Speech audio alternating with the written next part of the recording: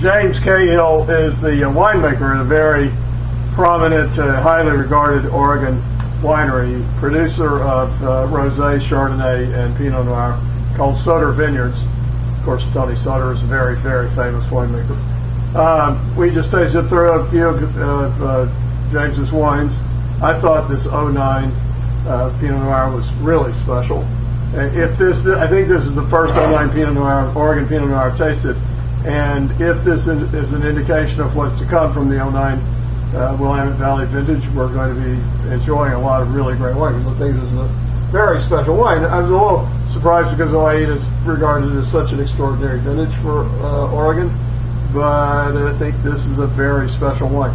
So I was hoping you would tell us a little bit about it, about Soter Vineyards, and specifically about this Pinot Noir. Terrific. Well, you mentioned the most important thing. My boss, Tony Soter, is spent a life's fortune actually on this ranch. After 35 years in Napa, he came back to Oregon. He'd actually been dabbling. I've been working with him since 2002. He was in 1996 brought a little ranch, a little wine farm called Beacon Hill.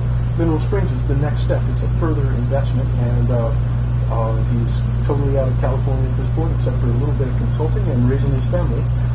And this vineyard is very much about the future. It's what he hopes to hand to his kids. So what makes this Mineral Springs Ranch vineyard special? Go right there. Tony's been a wine grower, of course, all the time in California, focusing on the vineyard first. And this site is on ancient sedimentary soils.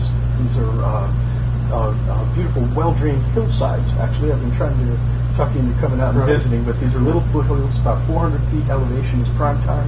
At the top of those ridges, the soils are thin, very well drained, and grapes are very happy there. We like to think that it's right about late August when we want the grapes to start ripening rather than just growing vegetation. So southeast facing, southwest facing? It is an east-west ridge with a beautiful southern exposure. So due south. That's right, and it's right on top of a ridge top, like an upside-down bowl.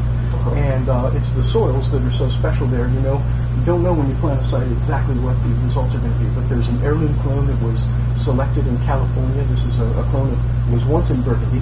The origins are a little foggy after that, but it's happy on the site, and the grapes from the first harvests in 05 were distinctive. So when we taste this, what do we taste? I think you're tasting Mineral Springs. To us, that's beautiful perfumed aromatics. The soil series, the sedimentary soils, they're known for producing black fruits, the ripe fruits that grow around us, blueberries, blackberries, that we think of a fresh fruit spectrum when we think of Oregon, right, because of the cool growing season. Yeah. And on top of that, often a little hint of red fruits and spice box, perhaps anise, if I'm going to get colorful with such descriptors. I should leave that to you. But to us, it's the fruit quality and the perfume that's distinctive. That some of these things defy words, don't they?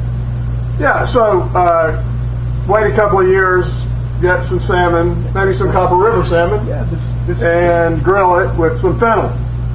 And it would be spectacular. That sounds delicious. I'd go mushrooms and roasted chicken. How about that? All right. Yeah, that's the other thing I always go to is a roast chicken with wild mushrooms. You're right. That would be good. It's quite honestly, it's a fabulous wine.